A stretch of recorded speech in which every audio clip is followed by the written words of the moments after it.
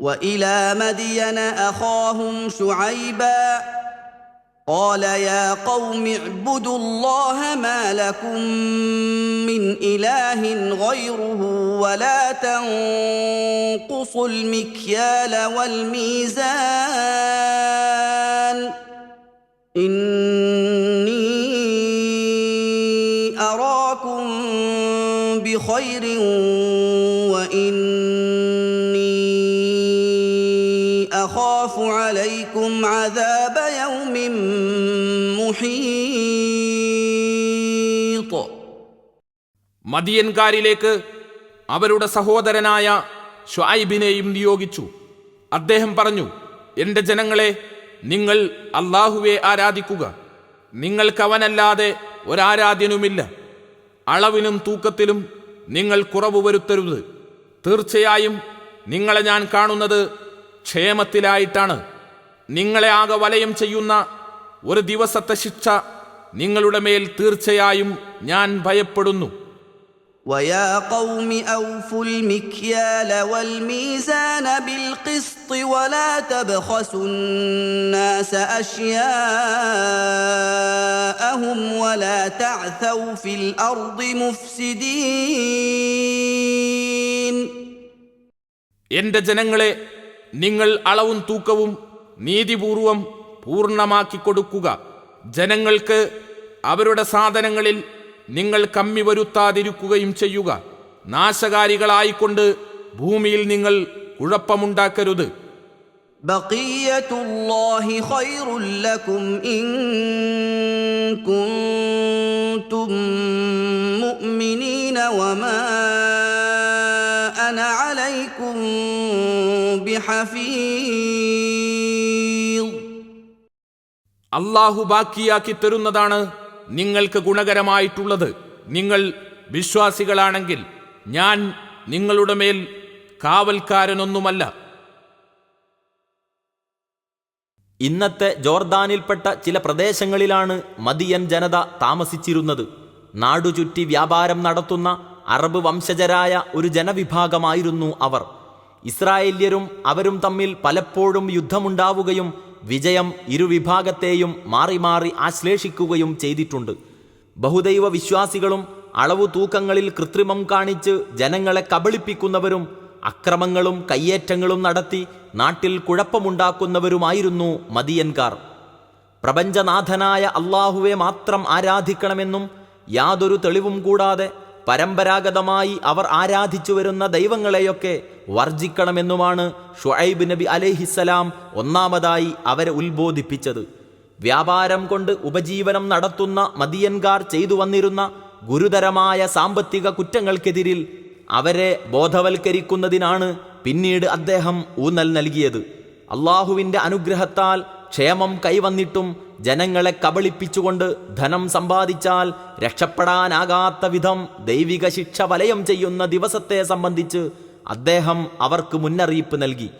വ്യാപാരം മുഖേനയുള്ള ധനസമ്പാദനം അനുവദനീയവും അനുഗ്രഹീതവുമാകണമെങ്കിൽ അത് തികച്ചും നീതിപൂർവകമാകണമെന്നും അളവും തൂക്കവും തികച്ചു കൊടുക്കണമെന്നും കൃത്രിമങ്ങളിലൂടെ ജനങ്ങളെ കബളിപ്പിക്കാൻ പാടില്ലെന്നും അക്രമപ്രവർത്തനങ്ങൾ മുഖേന നാട്ടിൽ കുഴപ്പമുണ്ടാക്കരുതെന്നും അദ്ദേഹം അവരെ ഓർമ്മിപ്പിച്ചു. അള്ളാഹു അനുവദിച്ച രീതിയിൽ കച്ചവടമോ കൃഷിയോ ജോലിയോ ചെയ്തിട്ട് അവൻ ബാക്കിയാക്കി തരുന്നതുകൊണ്ട് തൃപ്തിപ്പെടുകയാണ് സത്യവിശ്വാസികൾക്ക് ഉത്തമമായ മാർഗം എന്ന് അദ്ദേഹം അവരെ ഉണർത്തി.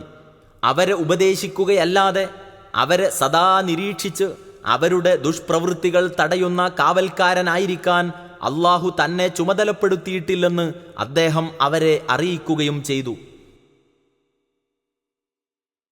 قالوا يا شعيب أصلاتك تأمرك أن نترك ما يعبد آباؤنا أو أن نفعل في أموالنا ما نشاء أو أن نفعل في أموالنا ما نشاء إنك لأنت الحليم الرشيد. അവർ പറഞ്ഞു, ശുഐബേ, ഞങ്ങളുടെ പിതാക്കന്മാർ ആരാധിച്ചു വരുന്നതിനെ ഞങ്ങൾ ഉപേക്ഷിക്കണമെന്നോ ഞങ്ങളുടെ സ്വത്തുകളിൽ ഞങ്ങൾക്കിഷ്ടപ്രകാരം പ്രവർത്തിക്കാൻ പാടില്ലെന്നോ നിനക്ക് കൽപ്പന നൽകുന്നത് നിന്റെ ഈ നമസ്കാരമാണോ? തീർച്ചയായും നീ സഹനശീലനും വിവേകശാലിയുമാണല്ലോ. قال يا قوم أرأيتم إن كنت على بينة من ربي ورزقني منه رزقا حسنا وما أريد أن أخالفكم إلى ما أنهاكم عنه إن أريد إلا الإصلاح ما استطعت وما توفيقي إلا بالله عليه توكلت وإليه أنيب. അദ്ദേഹം പറഞ്ഞു, എന്റെ ജനങ്ങളെ, നിങ്ങൾ ചിന്തിച്ചു നോക്കിയിട്ടുണ്ടോ? ഞാൻ എന്റെ രക്ഷിതാവിങ്കൽ നിന്നുള്ള തെളിവിനെ അവലംബിക്കുന്നവനായിരിക്കുകയും അവൻ എനിക്ക് അവന്റെ വകയായി ഉത്തമമായ ഉപജീവനം നൽകിയിരിക്കുകയുമാണെങ്കിൽ എനിക്ക് സത്യം മറച്ചുവെക്കാൻ പറ്റുമോ? നിങ്ങളെ ഞാൻ ഒരു കാര്യത്തിൽ നിന്ന് വിലക്കുകയും എന്നിട്ട് നിങ്ങളിൽ നിന്ന് വ്യത്യസ്തനായിക്കൊണ്ട് ഞാൻ തന്നെ അത് പ്രവർത്തിക്കുകയും ചെയ്യണമെന്ന് ഉദ്ദേശിക്കുന്നുമില്ല. എനിക്ക് സാധ്യമായത്ര നന്മ വരുത്താനല്ലാതെ മറ്റൊന്നും ഞാൻ ഉദ്ദേശിക്കുന്നില്ല. അല്ലാഹു മുഖേന മാത്രമാണ് എനിക്കതിന് ഉദവി ലഭിക്കുന്നത്. അവന്റെ മേലാണ് ഞാൻ ഭരമേൽപ്പിക്കുന്നത്. അവനിലേക്ക് ഞാൻ താഴ്മയോടെ മടങ്ങുകയും ചെയ്യുന്നു. തികച്ചും ന്യായമായ രീതിയിൽ ഉപദേശിക്കുകയും ഉത്ബോധിപ്പിക്കുകയും ചെയ്ത ശുഐബ് നബിയോട് ധിക്കാരവും പരിഹാസവും കലർന്ന ശൈലിയിലാണ് നാട്ടുകാർ പ്രതികരിച്ചത്. തങ്ങളുടെ പൂർവികർ ആരാധിച്ചു വന്ന ദൈവങ്ങളെ കൈവെടിയണമെന്ന് പറയാനോ സാമ്പത്തിക ഇടപാടുകൾ തങ്ങളുടെ ഇഷ്ടം പോലെ നടത്തുന്നതിനെ എതിർക്കാനോ ആർക്കും അവകാശമില്ലെന്ന നിലപാടിൽ ഉറച്ചു നിന്നുകൊണ്ട് ശുഐബ് നബി അലൈഹിസ്സലാമയുടെ നേരെ അവർ ഒരു പരിഹാസ ചോദ്യം തൊടുത്തുവിട്ടു. ഞങ്ങളുടെ ആരാധനയും ഇടപാടുമൊക്കെ ഇന്ന വിധത്തിലായിരിക്കണമെന്ന് പറയാൻ നിന്നെ പ്രേരിപ്പിക്കുന്നത് ഈ നമസ്കാരമാണോ? നീ വല്ലാത്തൊരു പക്വതയും തൻ്റെ ഇടവും ഉള്ളവൻ തന്നെ എന്നിങ്ങനെയായിരുന്നു ആ ചോദ്യം. അതിനുള്ള മറുപടിയിൽ തൻ്റെ നിലപാടിൻ്റെ ആധികാരികത വ്യക്തമാക്കുകയാണ് ശുഐബ് അലൈഹിസ്സലാം ചെയ്തത്. എനിക്ക് എൻ്റെ രക്ഷിതാവിങ്കൽ നിന്ന് വ്യക്തമായ തെളിവ് ലഭിച്ചതിൻ്റെ അടിസ്ഥാനത്തിലാണ് ഞാൻ പ്രബോധനം നടത്തുന്നത്. നിങ്ങൾ ചെയ്യുന്നതുപോലുള്ള അഴിമതികളിൽ നിന്നും കൃത്രിമങ്ങളിൽ നിന്നും മുക്തമായ നല്ല ഉപജീവന മാർഗങ്ങൾ അവൻ എനിക്ക് നൽകിയിട്ടുണ്ട്. അങ്ങനെ സത്യത്തിൻ്റെ വെളിച്ചവും സൽഫലങ്ങളും ലഭിച്ച എനിക്ക് നിങ്ങളെ ഉപദേശിക്കാൻ അവകാശമില്ലേ എന്ന് നിങ്ങൾ ആലോചിച്ചു നോക്കുക. ചീത്ത കാര്യങ്ങൾ നിങ്ങൾ ചെയ്യരുതെന്ന് ഞാൻ ഉപദേശിക്കുകയും അതിന് വിപരീതമായി ഞാൻ തന്നെ അതൊക്കെ പ്രവർത്തിക്കുകയും ചെയ്യുക എന്ന വിരോധാഭാസം എൻ്റെ ജീവിതത്തിൽ നിങ്ങൾ കാണുകയില്ല. സാധിക്കുന്നത്ര നന്മ നിലവിൽ വരുത്തുക എന്നതല്ലാതെ യാതൊരു ദുരുദ്ദേശ്യവും എനിക്കില്ല. നന്മ ചെയ്യാനുള്ള അനുഗ്രഹം അള്ളാഹുവിൽ നിന്നല്ലാതെ ഞാൻ പ്രതീക്ഷിക്കുന്നില്ല. അവനെയാണ് ഞാൻ പൂർണ്ണമായി ആശ്രയിക്കുന്നത് എന്നിങ്ങനെ ശുഐബ് അലൈഹിസ്സലാം തൻ്റെ ആധികാരികവും സുതാര്യവുമായ നിലപാട് വിശദീകരിച്ചു. وَيَا قَوْمِ لَا يَجْرِمَنَّكُمْ شِقَاقِي أَن يُصِيبَكُم مِّثْلُ مَا أَصَابَ قَوْمَ نُوحٍ أَوْ قَوْمَ هُودٍ أَوْ قَوْمَ صَالِحٍ وَمَا قَوْمُ لُوطٍ مِّنكُم بِبَعِيدٍ. എന്റെ ജനങ്ങളെ, നൂഹിന്റെ ജനതക്കോ ഹൂദിന്റെ ജനതക്കോ സ്വാലിഹിന്റെ ജനതക്കോ ബാധിച്ചതുപോലുള്ള ശിക്ഷ നിങ്ങൾക്കും ബാധിക്കാൻ എന്നോടുള്ള മാത്സര്യം നിങ്ങൾക്കിടവരുത്താതിരിക്കട്ടെ. ലൂത്തിന്റെ ജനത നിങ്ങളിൽ നിന്ന് അകലെയല്ല താനും. واستغفروا ربكم ثم توبوا إليه إن ربي رحيم ودود. നിങ്ങൾ നിങ്ങളുടെ രക്ഷിതാവിനോട് പാപമോചനം തേടുകയും എന്നിട്ട് അവനിലേക്ക് ഖേദിച്ചു മടങ്ങുകയും ചെയ്യുക. തീർച്ചയായും എൻ്റെ രക്ഷിതാവ് ഏറെ കരുണയുള്ളവനും ഏറെ സ്നേഹമുള്ളവനുമത്രേ. സതുപദേശം നല്ല മനസ്സുകളിൽ ആശാവഹമായ ഫലങ്ങൾ ഉളവാക്കും. എന്നാൽ വിവേകവും വിനയവും ഇല്ലാത്തവർ ഉപദേശത്തെയും ഉപദേശികളെയും വെറുക്കും. ഗുണകാംക്ഷയോടെ നല്ല കാര്യങ്ങളിലേക്ക് ക്ഷണിക്കുന്നവരെപ്പോലും എതിർക്കുകയും ദ്രോഹിക്കുകയും ചെയ്യും. ഇങ്ങനെ മാത്സര്യം കാണിക്കുന്നവരാണ് അവരുടെ അതിക്രമം നിമിത്തം ഇഹലോകത്തും പരലോകത്തും അള്ളാഹുവിൻ്റെ ശിക്ഷയ്ക്ക് പാത്രീഭൂതരാകുന്നത്. പൂർവ്വ പ്രവാചകന്മാരെ എതിർക്കുകയും ദ്രോഹിക്കുകയും ചെയ്ത ജനവിഭാഗങ്ങൾക്ക് ഇതാണ് സംഭവിച്ചത്. ഈ അവസ്ഥ നിങ്ങൾക്ക് വരാതിരിക്കാൻ ശ്രദ്ധിക്കണമെന്ന് ഷുഐബ് അലൈഹിസ്സലാം മദിയൻകാരെ ഉപദേശിച്ചു. ലൂത്ത് നബി അലൈഹിസ്സലാമയുടെ ജനത നശിപ്പിക്കപ്പെട്ട പ്രദേശം മദിയൻകാരിൽ നിന്ന് അധികം ദൂരെയല്ലെന്ന കാര്യം അദ്ദേഹം അവരെ ഓർമ്മിപ്പിക്കുകയും ചെയ്തു. എത്രമാത്രം അക്രമവും പാപവും ചെയ്തവരാണെങ്കിലും അവർ അള്ളാഹുവോട് പാപമോചനം തേടുകയും ഖേദപൂർവം അവനിലേക്ക് മടങ്ങുകയും ചെയ്യുകയാണെങ്കിൽ അവൻ എല്ലാം പൊറുക്കുകയും കരുണ കാണിക്കുകയും ചെയ്യും എന്ന സന്തോഷവാർത്തയാണ് പിന്നീട് അദ്ദേഹം അറിയിച്ചത്. ഇതുകൊണ്ടൊന്നും അവരുടെ മനസ്ഥിതിക്ക് മാറ്റമുണ്ടായില്ലെന്ന് മാത്രമല്ല, അവരുടെ അഹന്തയും മാത്സര്യവും വർദ്ധിക്കുക കൂടി ചെയ്തു. قالوا يا شعيب ما نفقه كثيرا مما تقول وإنا لنراك فينا ضعيفا ولولا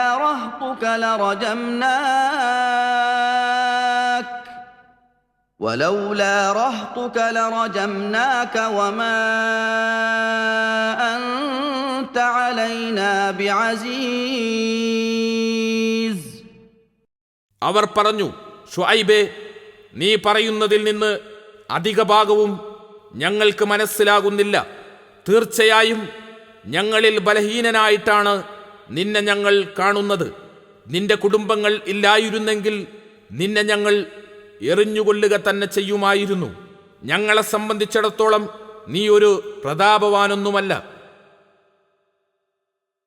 പ്രവാചകന്മാർ പഠിപ്പിച്ച ഏകദൈവത്വം പ്രാചീനർക്കും ആധുനികർക്കും സാധാരണക്കാർക്കും ബുദ്ധിജീവികൾക്കും ഒരുപോലെ പ്രയാസമന്യേ ഗ്രഹിക്കാവുന്ന ലളിതമായ ആശയമത്രേ. പക്ഷേ എക്കാലത്തെയും ജനങ്ങളെ ഏകദൈവ വിശ്വാസത്തിലേക്ക് ക്ഷണിച്ചാൽ അവരിൽ ഭൂരിപക്ഷം മനസ്സിലാകാത്ത ഭാവം നടിക്കുകയും കുതർക്കങ്ങൾ ഉന്നയിക്കുകയുമാണ് പതിവ്. ഷുഐബ് നബി അലൈഹിസ്സലാം പറയുന്ന മിക്ക കാര്യങ്ങളും തങ്ങൾക്ക് മനസ്സിലാകുന്നില്ലെന്ന് നാട്ടുകാർ പറഞ്ഞതും ഈ പതിവിൻ്റെ ഭാഗം തന്നെ. രസിക്കാത്ത സത്യങ്ങൾ പറയുന്നവർ ബലഹീനന്മാരാണെന്ന് കണ്ടാൽ അവരെ മർദ്ദിച്ചൊതുക്കാനോ ഉന്മൂലനം ചെയ്യാനോ ശ്രമിക്കുന്ന പ്രവണതയും എല്ലാ കാലത്തും പ്രകടമായിരുന്നു. ഷുഐബ് നബി അലൈഹിസ്സലാമയെ ഭീഷണിപ്പെടുത്തിയവർ ഭീരുക്കളായിരുന്നു. അദ്ദേഹത്തെ മർദ്ദിക്കുകയോ വധിക്കുകയോ ചെയ്താൽ അദ്ദേഹത്തിൻ്റെ കുടുംബക്കാർ പ്രതികാരം ചെയ്യുമെന്ന് അവർ ഭയപ്പെട്ടിരുന്നു. എന്നാലും അവർ വീമ്പു പറഞ്ഞു, നിന്നെ ഞങ്ങൾ എറിഞ്ഞു കൊല്ലാത്തത് നിന്റെ പ്രതാപം നിമിത്തമല്ല, നിന്റെ കുടുംബക്കാരെ പരിഗണിച്ചിട്ടാണ് എന്ന്.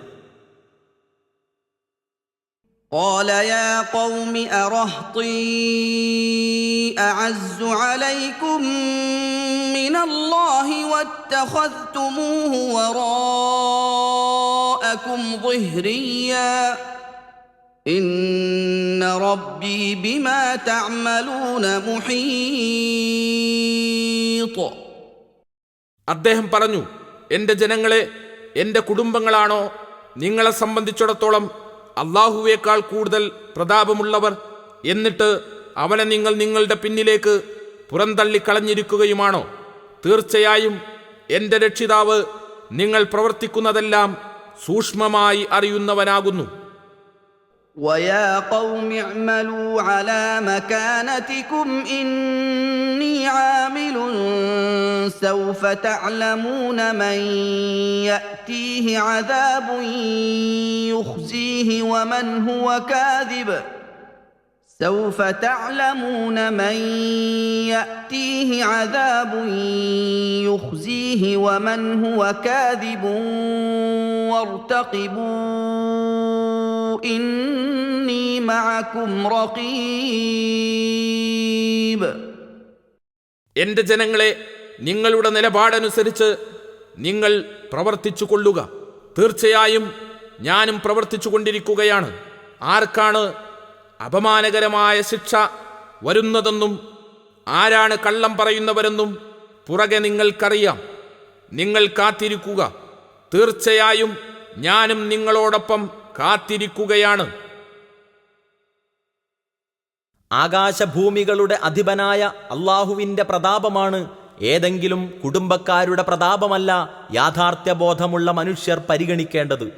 അള്ളാഹുവിൻ്റെ വെറുപ്പും ശിക്ഷയും അവഗണിച്ചുകൊണ്ട് ഏതാനും വ്യക്തികളുടെ അനിഷ്ടവും എതിർപ്പും ഭയപ്പെടുന്നത് മൗഢ്യമാണ്. ഈ വസ്തുത ഷുഐബ് അലൈഹിസ്സലാം അവരെ ഓർമ്മിപ്പിച്ചു.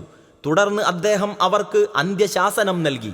നിങ്ങളുടെ ഈ പ്രവർത്തന രീതി തുടർന്നാൽ അപമാനകരമായ ശിക്ഷയായിരിക്കും നിങ്ങൾക്ക് വന്നു ഭവിക്കുന്നത്.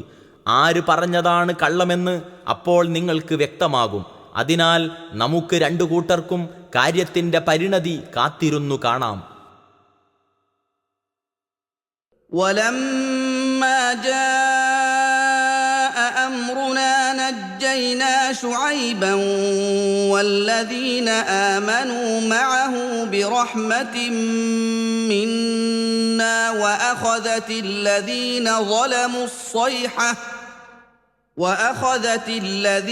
ظلموا الصيحة فأصبحوا في ديارهم جاثمين. നമ്മുടെ കൽപ്പന വന്നപ്പോൾ ഷുഐബിനെയും അദ്ദേഹത്തോടൊപ്പം വിശ്വസിച്ചവരെയും നമ്മുടെ കാരുണ്യം കൊണ്ട് നാം രക്ഷപ്പെടുത്തി. അക്രമം ചെയ്തവരെ ഘോര ശബ്ദം പിടികൂടുകയും ചെയ്തു. അങ്ങനെ നേരം പുലർന്നപ്പോൾ അവർ തങ്ങളുടെ പാർപ്പിടങ്ങളിൽ കമിഴ്ന്നു വീണ് കിടക്കുകയായിരുന്നു. كأن لم يغنوا فيها ألا بعدا لمدين كما بعدت ثمود. അവർ അവിടെ താമസിച്ചിട്ടില്ലാത്ത പോലെയായി. ശ്രദ്ധിക്കുക, സമൂദ് നശിച്ചതുപോലെ തന്നെ മദിയനിനും നാശം. നീ സത്യവാന്മാരിൽ പെട്ടവനാണെങ്കിൽ ആകാശത്തു നിന്നുള്ള കഷ്ണങ്ങൾ ഞങ്ങളുടെ മേൽ നീ വീഴ്ത്തുക എന്ന് മദിയൻകാർ ഷുഐബ് നബി അലൈഹിസ്സലാമയെ വെല്ലുവിളിച്ചുവെന്നും അവർ അദ്ദേഹത്തെ നിഷേധിച്ചു തള്ളിയതിനാൽ മേഘത്തണൽ മൂടിയ ദിവസത്തെ ശിക്ഷ അവരെ പിടികൂടി എന്നും സൂറത്തു ശുഅറാ 187, 189 വചനങ്ങളിൽ പറഞ്ഞിട്ടുണ്ട്. ഒരു മേഘപടലം അവരുടെ മീതെ പ്രത്യക്ഷപ്പെടുകയും അതിൽ നിന്ന് ഒരു ഘോര ശബ്ദത്തോടെ അവരുടെ മേൽ അഗ്നി വർഷിക്കുകയുമാണുണ്ടായതെന്ന് ചില വ്യാഖ്യാതാക്കൾ വ്യക്തമാക്കിയിരിക്കുന്നു. ഘോര ശബ്ദത്തോടെ ഒരു അഗ്നിപർവ്വത സ്ഫോടനം നടന്നിട്ട് പുകയും ചാരവും ആകാശത്ത് വ്യാപിക്കുകയും ലാവാപ്രവാഹമുണ്ടാവുകയും ചെയ്തതായിരിക്കാമെന്നാണ് ചില വ്യാഖ്യാതാക്കളുടെ നിഗമനം. ഏതായാലും കുറ്റവാളികളായ മദിയൻകാരുടെ അന്ത്യം കുറിക്കുന്നതായിരുന്നു ആ ദൈവിക ശിക്ഷ. ولقد أرسلنا موسى بآياتنا وسلطان مبين إلى فرعون وملئه فاتبعوا أمر فرعون وما أمر فرعون برشيد. നമ്മുടെ ദൃഷ്ടാന്തങ്ങളും വ്യക്തമായ പ്രമാണവുമായി മൂസായെ ഫിർഔനിന്റെയും അവന്റെ പ്രമാണികളുടെയും അടുത്തേക്ക് നാം നിയോഗിക്കുകയുണ്ടായി. എന്നിട്ട് ആ പ്രമാണികൾ ഫിർഔന്റെ കൽപ്പന പിൻപറ്റുകയാണ് ചെയ്തത്. ഫിർഔന്റെ കൽപ്പനയാകട്ടെ വിവേകമുള്ളതല്ലതാനും. يقدم قومه يوم القيامة فأوردهم النار وبئس الورد المورود. ഉയർത്തെഴുന്നേൽപ്പിന്റെ നാളിൽ അവൻ തന്റെ ജനതയുടെ മുമ്പിലുണ്ടായിരിക്കും. എന്നിട്ട് അവരെ അവൻ നരകത്തിലേക്ക് ആനയിക്കും. ആനയിക്കപ്പെടുന്ന ആ സ്ഥാനം എത്ര ചീത്ത! وأتبعوا في هذه لعنة ويوم القيامة بئس الرفد المرفود. ഈ ലോകത്തും ഉയർത്തെഴുന്നേൽപ്പിന്റെ നാളിലും ശാപം അവരുടെ പിന്നാലെ അയക്കപ്പെട്ടിരിക്കുന്നു. നൽകപ്പെട്ട ആ സമ്മാനം എത്ര ചീത്ത! വിശേഷ ബുദ്ധിയും വിവേചനശീലവുമുള്ള മനുഷ്യർ ചെയ്യേണ്ടത് വ്യക്തമായ തെളിവിന്റെ അടിസ്ഥാനത്തിൽ സംസാരിക്കുന്നവരെ പിന്തുടരുകയും ന്യായമായ കാര്യം കൽപ്പിക്കുന്നവരെ അനുസരിക്കുകയുമാണ്. താൻ ദൈവദൂതനാണെന്നതിന് സ്പഷ്ടമായ തെളിവും കൊണ്ടാണ് അഥവാ ദൈവിക ദൃഷ്ടാന്തങ്ങളുമായിട്ടാണ് മൂസാ നബി അലൈഹിസ്സലാം ഈജിപ്തുകാരെ അഭിസംബോധന ചെയ്തത്. അവർക്ക് ഇഹലോകത്തും പരലോകത്തും ഗുണം ചെയ്യുന്ന കാര്യങ്ങളാണ് അദ്ദേഹം അവരോട് കൽപ്പിച്ചത്. എന്നിട്ടും അവരിൽ അധിക പേരും അദ്ദേഹത്തെ പുച്ഛിച്ചു തള്ളുകയാണ് ചെയ്തത്. ഫിർഔനാകട്ടെ യാതൊരു തെളിവിൻ്റെയും പിൻബലമില്ലാതെ ദിവ്യത്വം വാദിക്കുകയും ദുർവഹമായ ജോലികൾ ജനങ്ങളുടെ മേൽ അടിച്ചേൽപ്പിക്കുകയും ചെയ്തു. എന്നിട്ടും കാര്യബോധമില്ലാത്ത ജനങ്ങൾ അവിവേകിയായ ഫിർഔനിന്റെ കൽപ്പനകൾ പിൻപറ്റുകയാണ് ചെയ്തത്. ആ സ്വേച്ഛാധിപതി മുമ്പിലും ശിങ്കിടികൾ പിന്നിലുമായി നരകത്തിലേക്ക് നയിക്കപ്പെടുക എന്നതായിരിക്കും ആ അവിവേകത്തിൻ്റെയും അന്ധമായ അനുധാവനത്തിൻ്റെയും അനന്തരഫലം. ഇടയൻ മൃഗങ്ങളെ വെള്ളം കുടിപ്പിക്കാൻ ജലാശയത്തിലേക്ക് കൊണ്ടുപോയി എന്നാണ് ഔറദ എന്ന പദത്തിൻ്റെ ഭാഷാർത്ഥം. ജലാശയത്തിന് പകരം അഗ്നികുണ്ഡത്തിലേക്ക് കുഞ്ഞാടുകളെ നയിക്കുന്ന ഫിർഔനെ പരിഹസിക്കാനാണ് ഇവിടെ ആ പദം പ്രയോഗിച്ചത്. ഫിർഔനും സിൽബന്ദികളും ഈ ലോകം വിട്ടുപോയത് അള്ളാഹുവിൻ്റെ ശാപത്തിനും ശിക്ഷയ്ക്കും അവകാശികളായിക്കൊണ്ടാണ്. പരലോകത്തെത്തുമ്പോഴും ശാപവും ശിക്ഷയും അവരുടെ പിന്നാലെയുണ്ടാകും. ذلك من أنباء القرى نقصه عليك منها قائم وحصيد. വിവിധ രാജ്യങ്ങളുടെ വൃത്താന്തങ്ങളിൽ ചിലതത്രേ അത്. നാം അത് നിനക്ക് വിവരിച്ചു തരുന്നു. ആ രാജ്യങ്ങളിൽ ചിലത് നിലനിൽക്കുന്നുണ്ട്, ചിലത് ഉന്മൂലനം ചെയ്യപ്പെട്ടിട്ടുമുണ്ട്. وما ظلمناهم ولكن ظلموا أنفسهم فما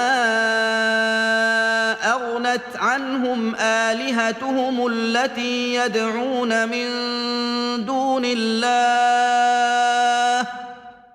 فما أغنت عنهم آلهتهم التي يدعون من دون الله من شيء لما جاء أمر ربك وما زادوهم غير تتبيب. നാം അവരോട് അക്രമം ചെയ്തിട്ടില്ല, പക്ഷേ അവർ അവരോട് തന്നെ അക്രമം പ്രവർത്തിക്കുകയാണുണ്ടായത്. എന്നാൽ നിന്റെ രക്ഷിതാവിന്റെ കൽപ്പന വന്ന സമയത്ത് അള്ളാഹുവിനു പുറമെ അവർ വിളിച്ചു പ്രാർത്ഥിച്ചുകൊണ്ടിരുന്ന അവരുടെ ആരാധ്യന്മാർ അവർക്ക് യാതൊരു ഉപകാരവും ചെയ്തില്ല. ആരാധ്യർ അവർക്ക് നാശം വർദ്ധിപ്പിക്കുക മാത്രമാണ് ചെയ്തത്. وكذلك أخذ ربك إذا أخذ القرى وهي ظالمة إن أخذه أليم شديد. വിവിധ രാജ്യക്കാർ അക്രമികളായിരിക്കെ അവരെ പിടികൂടി ശിക്ഷിക്കുമ്പോൾ നിന്റെ രക്ഷിതാവിന്റെ പിടുത്തം അപ്രകാരമാകുന്നു. തീർച്ചയായും അവന്റെ പിടുത്തം വേദനയേറിയതും കഠിനമായതുമാണ്. നൂഹ് നബി അലൈഹിസ്സലാം മുതലുള്ള ഒട്ടേറെ പ്രവാചകന്മാരുടെ പ്രബോധന ചരിത്രം വിശുദ്ധ ഖുർആനിൽ വിവരിച്ചിട്ടുണ്ട്. അവരുടെ നാട്ടുകാരുടെ വിശ്വാസാചാരങ്ങളും അവർ പ്രവാചകന്മാരോട് പ്രതികരിച്ച രീതിയും അവരുടെ പരിണിതിയും വിശദീകരിച്ചിട്ടുണ്ട്. നിരക്ഷരനായ മുഹമ്മദ് നബി സല്ലല്ലാഹു അലൈഹി വസല്ലമക്ക് അള്ളാഹുവിങ്കൽ നിന്നുള്ള സന്ദേശം വഴിയല്ലാതെ ഇതൊന്നും അറിയാൻ സാധിക്കുമായിരുന്നില്ല. യഹൂദരുടെയും ക്രൈസ്തവരുടെയും ബൈബിൾ പുസ്തകങ്ങളിൽ ചില പ്രവാചകന്മാരുടെ ചരിത്രം വിവരിച്ചിട്ടുണ്ടെങ്കിലും അതിൽ നിന്ന് ഒട്ടൊക്കെ വ്യത്യസ്തമായ നിലയിലും അവയിൽ അടങ്ങിയിട്ടുള്ള ഗുരുതരമായ തെറ്റുകൾ കടന്നുകൂടാത്ത നിലയിലുമാണ് വിശുദ്ധ ഖുർആനിൽ ചരിത്രം വിവരിച്ചിട്ടുള്ളത്. അന്യൂനമായ അറിവുള്ള അള്ളാഹു അവതരിപ്പിച്ചതാണ് വിശുദ്ധ ഖുർആനെന്ന് ഇതിൽ നിന്ന് സംശയാതീതമായി തെളിയുന്നു. ആരൊക്കെയോ കെട്ടിച്ചമച്ചുണ്ടാക്കിയ ദൈവസങ്കല്പങ്ങളുടെ പേരിലാണ് പ്രവാചകന്മാരുടെ ശത്രുക്കൾ എതിർപ്പുകളും അക്രമങ്ങളും നടത്തിക്കൊണ്ടിരിക്കുന്നത്. എന്നാൽ അള്ളാഹു അവരെ പിടികൂടി ശിക്ഷിച്ചപ്പോൾ അവർ വിളിച്ചു പ്രാർത്ഥിച്ചിരുന്ന ആരാധ്യരൊന്നും അവരുടെ സഹായത്തിനെത്തിയില്ല. പരലോകത്ത് അള്ളാഹുവിൻ്റെ ശിക്ഷ വരുമ്പോഴും അത് തന്നെയായിരിക്കും അവസ്ഥ. സഹായാർത്ഥന കേൾക്കാത്തവരും യാതൊരു സഹായവും ചെയ്യാൻ കഴിയാത്തവരുമായ ആരാധ്യരിൽ വിശ്വാസമർപ്പിക്കുന്നവരുടെ കാര്യം കഷ്ടം തന്നെ. അവിശ്വാസം അവർക്ക് നാശനഷ്ടങ്ങൾ വർദ്ധിക്കാൻ ഇടവരുത്തുന്നു എന്നതല്ലാതെ യാതൊരു ഗുണവുമുണ്ടാവില്ല. إن في ذلك لآية لمن خاف عذاب الآخرة ذلك يوم مجموع له الناس وذلك يوم مشهود. പരലോകശിക്ഷയെ ഭയപ്പെടുന്നവർക്ക് തീർച്ചയായും അതിൽ ദൃഷ്ടാന്തമുണ്ട്. സർവമനുഷ്യരും സമ്മേളിപ്പിക്കപ്പെടുന്ന ഒരു ദിവസമാണത്. സാക്ഷ്യം വഹിക്കപ്പെടുന്ന ഒരു ദിവസവുമാകുന്നു അത്. وما نؤخره إلا لأجل معدود. നിർണിതമായ ഒരവധി വരെ മാത്രമാണ് നാം അത് നീട്ടിവെക്കുന്നത്. يوم يأتي لا تكلم نفس إلا بإذنه فمنهم شقي وسعيد. ആ അവധി വന്നെത്തുന്ന ദിവസം യാതൊരാളും അവന്റെ അനുമതിയോടെയല്ലാതെ സംസാരിക്കുകയില്ല. അപ്പോൾ അവരുടെ കൂട്ടത്തിൽ നിർഭാഗ്യവാനും സൗഭാഗ്യവാനുമുണ്ടാകും. പൂർവ പ്രവാചകന്മാരുടെ ചരിത്രം കേവലമൊരു കൗതുകത്തിനു വേണ്ടി വായിച്ചു പോയാൽ പോരാ. അവരുടെ പ്രബോധനത്തിൻ്റെ പൊരുളും അവർ പ്രതിനിധാനം ചെയ്ത ആദർശത്തിൻ്റെ മൗലികതയും അവരുടെ ശത്രുക്കൾക്ക് നേരിട്ട പതനവുമൊക്കെ സൂക്ഷ്മമായി വിലയിരുത്തി അതിൽ നിന്ന് ദൃഷ്ടാന്തങ്ങൾ ഉൾക്കൊള്ളണം.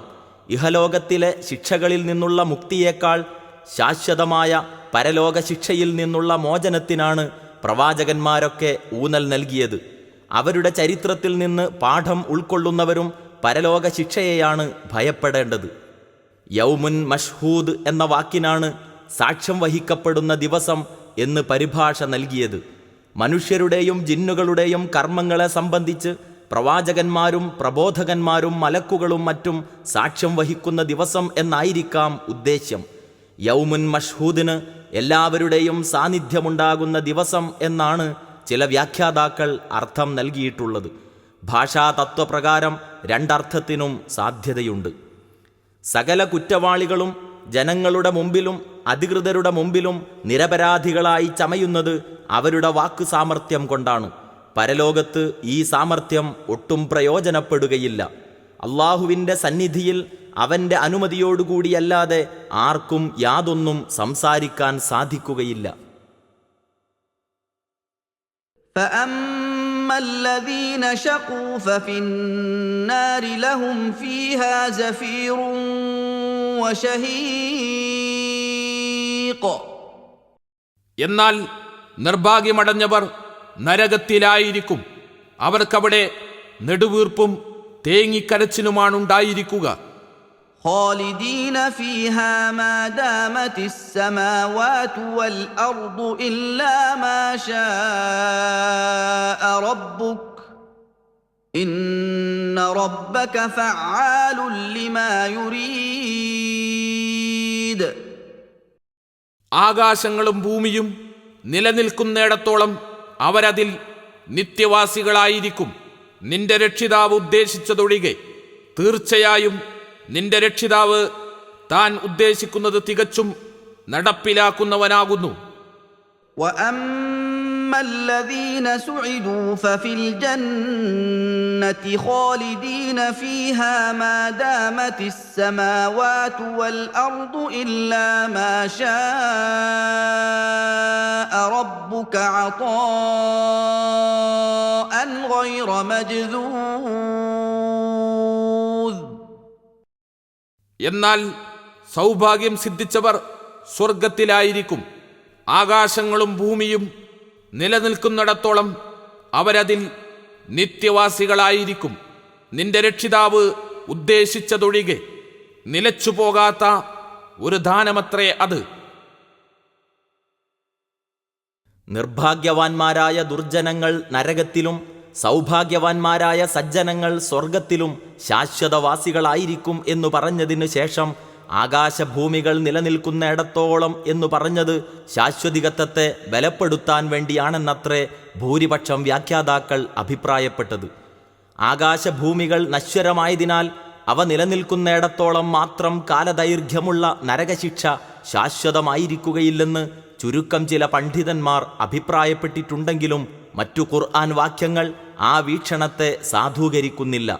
സ്വർഗത്തെയും നരകത്തെയും പരാമർശിക്കുന്ന പല ഖുർആൻ വചനങ്ങളിലും അവർ അതിൽ ശാശ്വതവാസികളായിരിക്കുമെന്ന് പറഞ്ഞതിനു ശേഷം അബദൻ അഥവാ എക്കാലവും എന്ന് ഊന്നിപ്പറഞ്ഞിട്ടുള്ളതിനാൽ സ്വർഗീയ സൗഭാഗ്യങ്ങളോ നരകശിക്ഷയോ അവസാനിച്ചു പോകുമെന്ന് കരുതാൻ യാതൊരു ന്യായവുമില്ല.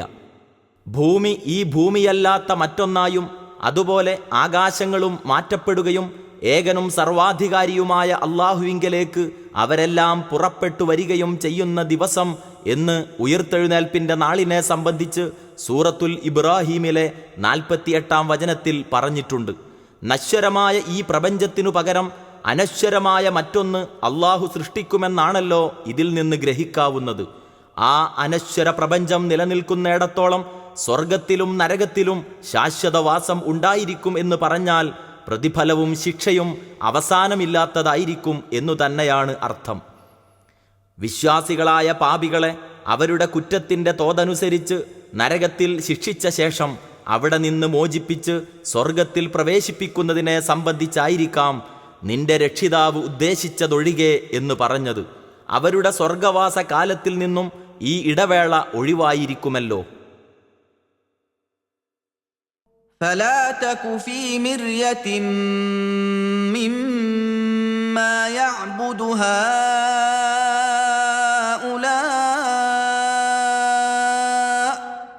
ما يعبدون إلا كما يعبد آباؤهم من قبل وإنا لموفوهم نصيبهم غير منقوص.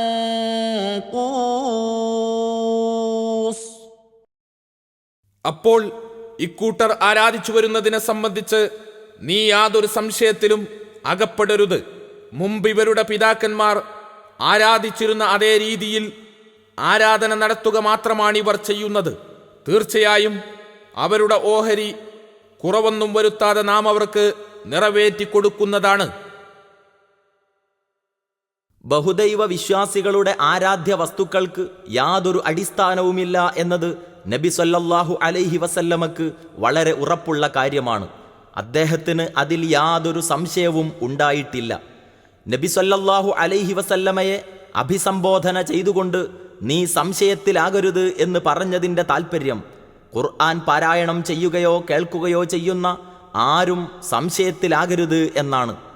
ലോകരക്ഷിതാവായ അള്ളാഹുവിനു പുറമെ പല ദൈവങ്ങളെ ആരാധിക്കുന്ന മനുഷ്യർ ഭൗതികമോ അഭൗതികമോ ആയ യാതൊരു ആധികാരിക തെളിവും കൂടാതെയാണ് അപ്രകാരം ചെയ്യുന്നത്. പിതാക്കന്മാരും പിതാമഹന്മാരും അങ്ങനെ ചെയ്തു വരുന്നതായി കണ്ടു എന്നത് മാത്രമാണ് അവർ ഉന്നയിക്കുന്ന ന്യായം. അള്ളാഹുവിന് മാത്രം അവകാശപ്പെട്ട പരമമായ വണക്കം ഇതരർക്ക് അർപ്പിക്കുന്നതിൻ്റെ ശിക്ഷ പൂർണ്ണമായി അവർ അനുഭവിക്കുക തന്നെ വേണ്ടിവരും.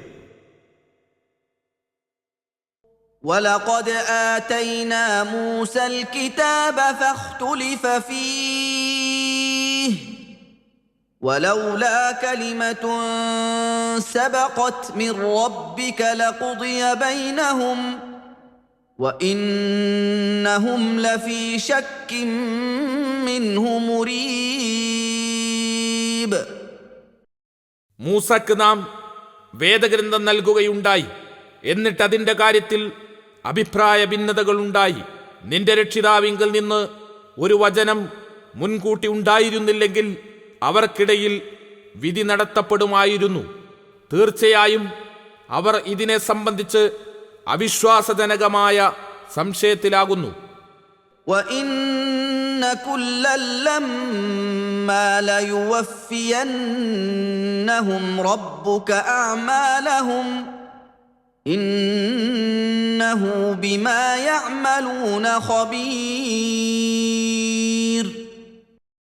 തീർച്ചയായും അവരിൽ ഓരോ വിഭാഗത്തിനും നിന്റെ രക്ഷിതാവ് അവരവരുടെ കർമ്മങ്ങൾക്കുള്ള പ്രതിഫലം പൂർണ്ണമായി നൽകുക തന്നെ ചെയ്യും. തീർച്ചയായും അവൻ അവർ പ്രവർത്തിക്കുന്നതിനെ സംബന്ധിച്ച് സൂക്ഷ്മമായി അറിയുന്നവനാകുന്നു.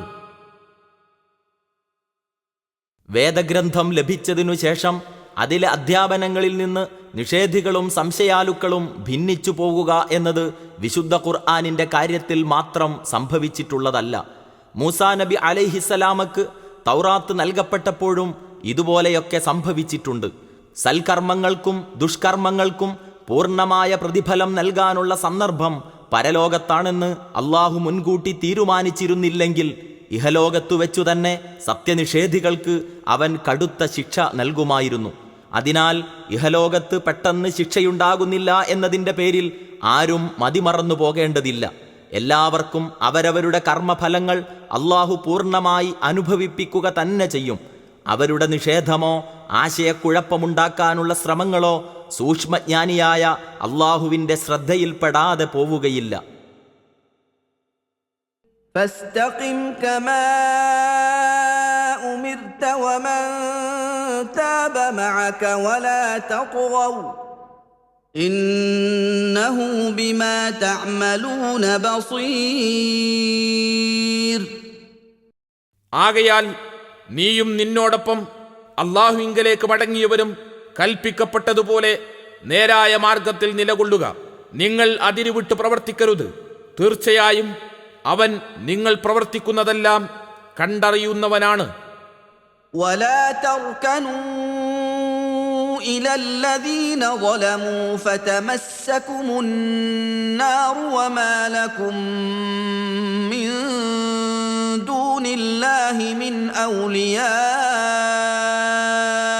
ثم لا تنصرون. അക്രമം പ്രവർത്തിച്ചവരുടെ പക്ഷത്തേക്ക് നിങ്ങൾ ചായരുത്. എങ്കിൽ നരകം നിങ്ങളെ സ്പർശിക്കുന്നതാണ്. അല്ലാഹുവിനു പുറമെ നിങ്ങൾക്ക് രക്ഷാധികാരികളെയില്ല. പിന്നീട് നിങ്ങൾ സഹായിക്കപ്പെടുന്നതുമല്ല.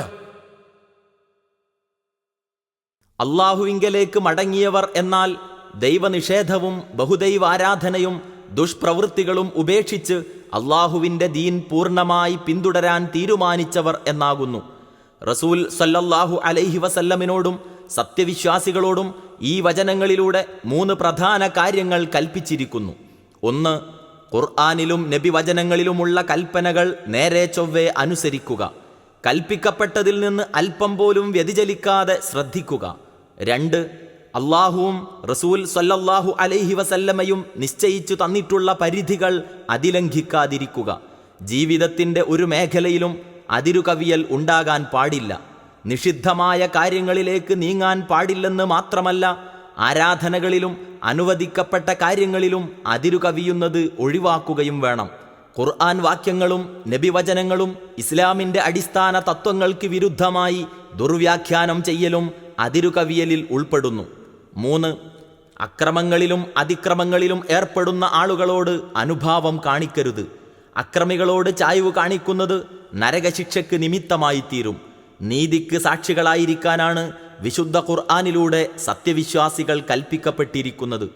മനുഷ്യരോട് ചെയ്യുന്ന ഭൗതികമായ അക്രമം മാത്രമല്ല, മതത്തിൽ തെറ്റായ വിശ്വാസ ആചാരങ്ങൾ കുത്തിച്ചെലുത്തുക എന്ന അതിക്രമത്തോടും സത്യവിശ്വാസികൾ വിട്ടുവീഴ്ചയില്ലാത്ത നിലപാട് പുലർത്തേണ്ടതാകുന്നു. അക്രമികൾ സമൂഹത്തിൽ വലിയവരെന്ന് കരുതപ്പെടുന്ന ആളുകളായതിനാൽ അവരെ പിണക്കരുത് എന്ന് കരുതിയാകും പലരും അവരോട് അനുനയം സ്വീകരിക്കുന്നത്.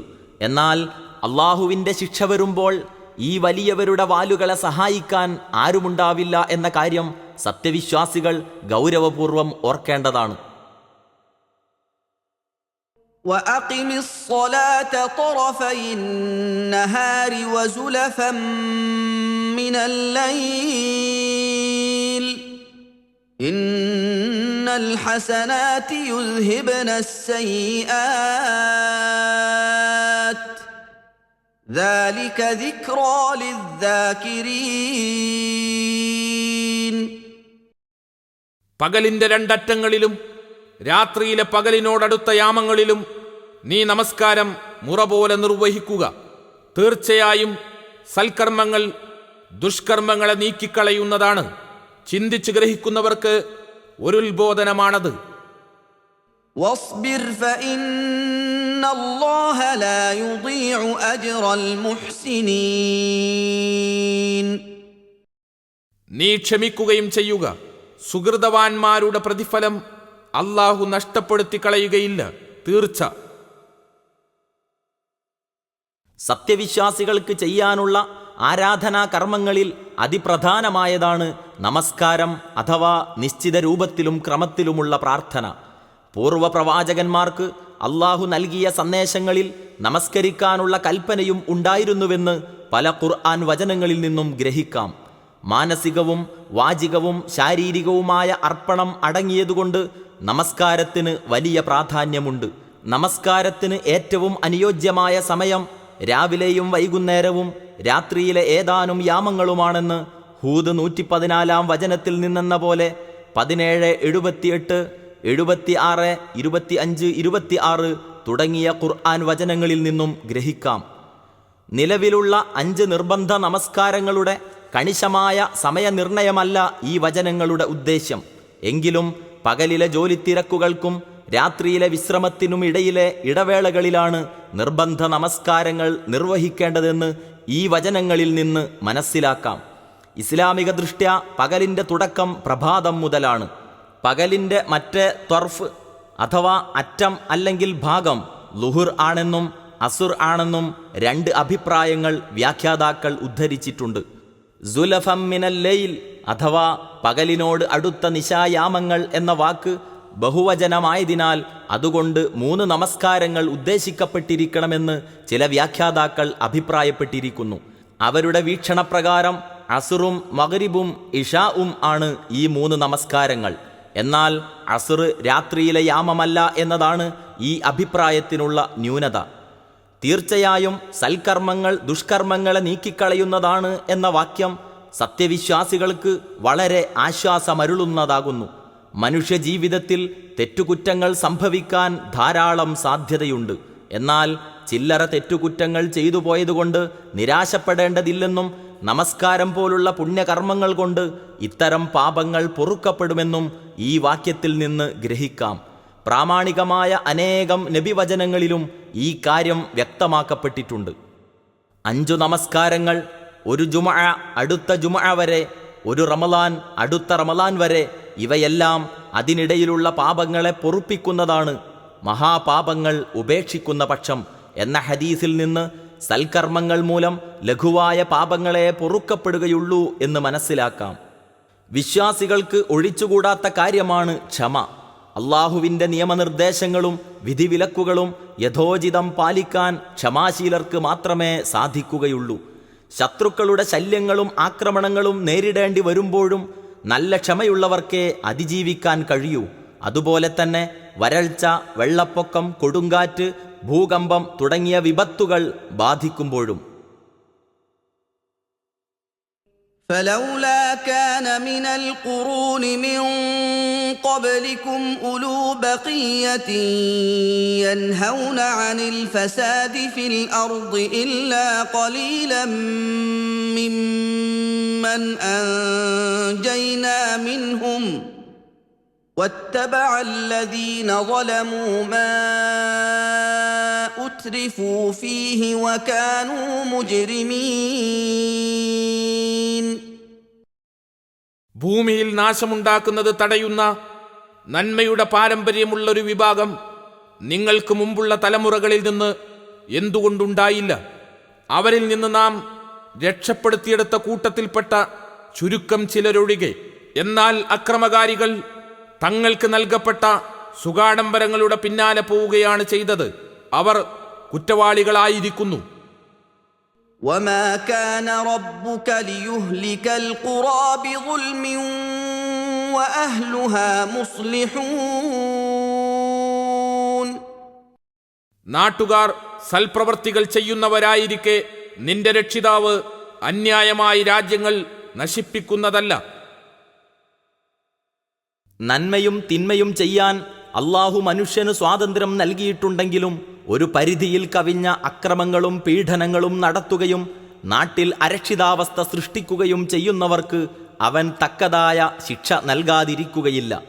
പൂർവ പ്രവാചകന്മാർ പഠിപ്പിച്ച നന്മയുടെ പാരമ്പര്യമുള്ള മനുഷ്യത്വത്തിന് വില കൽപ്പിക്കുന്ന കുറേ ആളുകളെങ്കിലും എല്ലാ സമൂഹങ്ങളിലും ഉണ്ടാകേണ്ടതായിരുന്നു.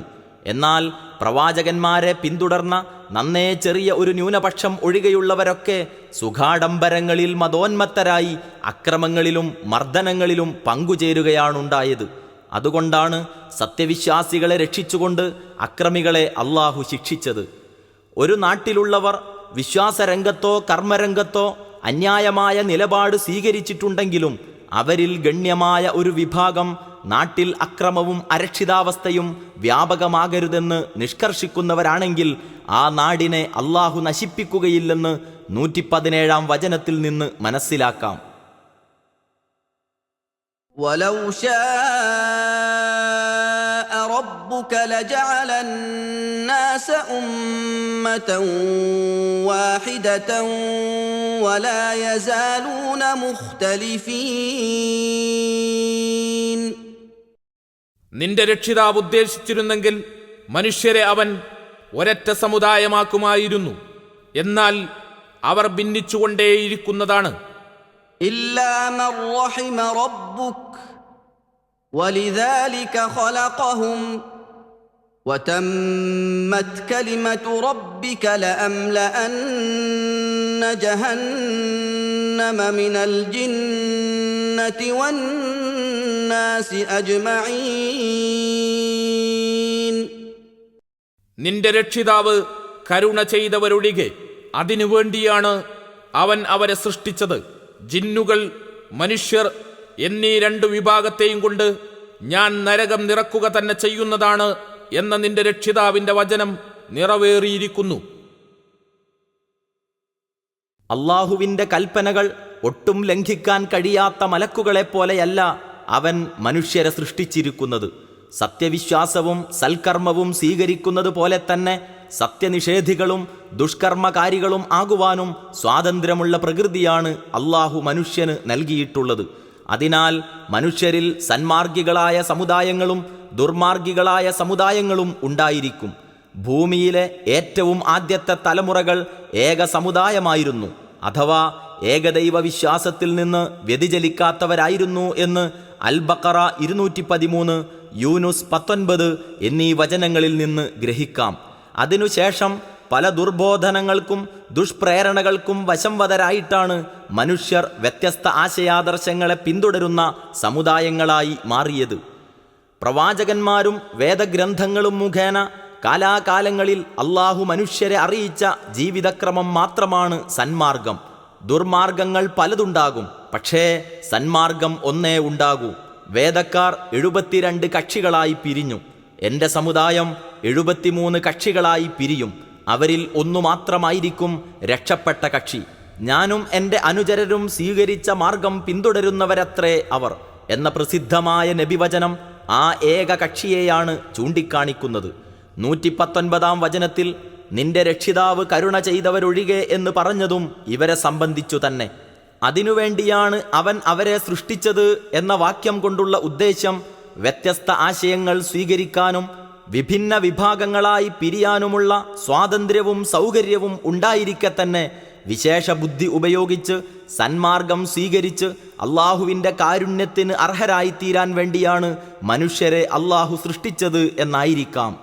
സത്യവിശ്വാസത്തിൽ നിന്നും സന്മാർഗത്തിൽ നിന്നും വ്യതിചലിച്ചുപോയ മനുഷ്യരെയും ജിന്നുകളെയും കൊണ്ട് നരകം നിറക്കുമെന്ന് അള്ളാഹു നേരത്തെ നിശ്ചയിച്ചിരിക്കുന്നു.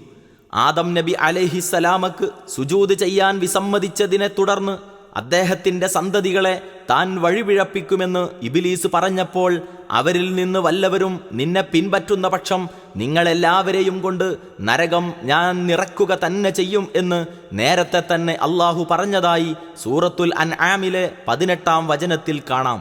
അപ്പോൾ പരമകാരുണ്യകനായ അള്ളാഹുവിൻ്റെ കാരുണ്യത്തിൻ്റെ മാർഗത്തിൽ നിന്ന് പിഴച്ചു പോകാൻ കാരണം പിശാചിൻ്റെ ദുഷ്പ്രേരണകൾക്ക് വഴങ്ങലാണെന്ന് ഇതിൽ നിന്ന് വ്യക്തമായി. അള്ളാഹു സന്മാർഗികളെ കൊണ്ട് സ്വർഗം നിറയ്ക്കുമെന്ന് നബിവചനങ്ങളിൽ വ്യക്തമാക്കപ്പെട്ടിട്ടുണ്ട്.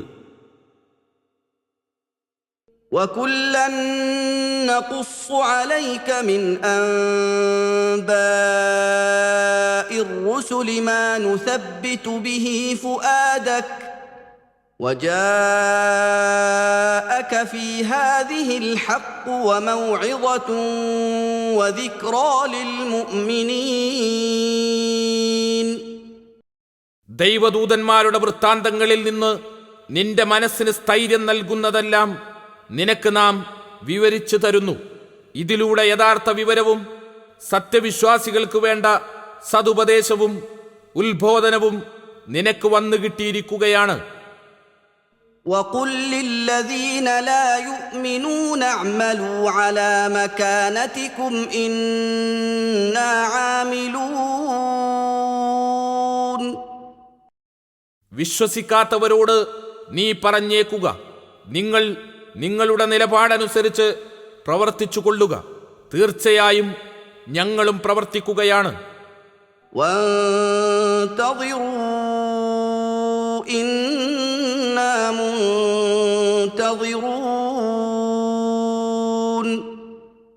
നിങ്ങൾ കാത്തിരിക്കുക, തീർച്ചയായും ഞങ്ങളും കാത്തിരിക്കുകയാണ്. ولله غيب السماوات والأرض وإليه يرجع الأمر كله فاعبده وتوكل عليه وما ربك بغافل عما تعملون. ആകാശഭൂമികളിലെ അദൃശ്യ യാഥാർത്ഥ്യങ്ങളെ സംബന്ധിച്ച അറിവ് അല്ലാഹുവിനാണുള്ളത്. അവങ്കലേക്ക് തന്നെ കാര്യമെല്ലാം മടക്കപ്പെടുകയും ചെയ്യും.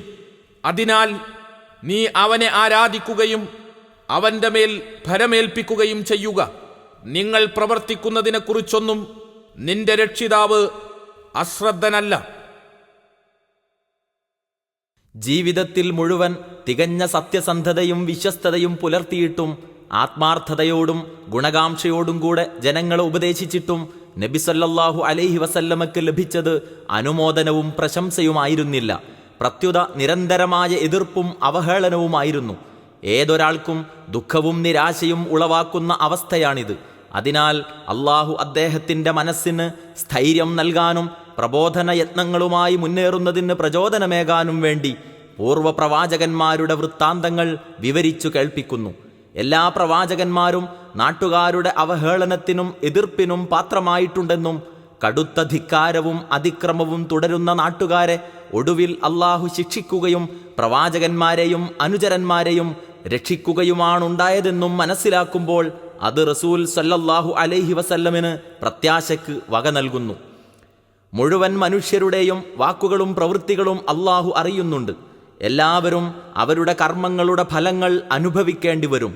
അത് എപ്പോൾ എങ്ങനെ എന്ന് മനുഷ്യർക്ക് സൂക്ഷ്മമായി അറിയാൻ കഴിയില്ല. എന്തൊക്കെ അതിക്രമങ്ങൾ ചെയ്താലും ഒരു കുഴപ്പവും ഉണ്ടാവില്ലെന്ന് തെറ്റിദ്ധരിച്ചുകൊണ്ട് കുറ്റവാളികൾ ധിക്കാരം തുടർന്നുവെന്നു വരാം. പീഡിതരായ വിശ്വാസികൾക്ക് അള്ളാഹുവിൻ്റെ സഹായം വൈകുന്നതിൽ വേവലാതി തോന്നാം. കാര്യങ്ങളുടെയെല്ലാം പര്യവസാനം സർവജ്ഞനായ അള്ളാഹുവിൻ്റെ നിശ്ചയപ്രകാരമായിരിക്കുമെന്ന് വിശ്വസിച്ചും അവനെ ആരാധിച്ചും അവൻ്റെ മേൽ ഭരമേൽപ്പിച്ചും സമാധാനപ്പെടുകയാണ് യഥാർത്ഥ വിശ്വാസികൾക്ക് കരണീയമായിട്ടുള്ളത്.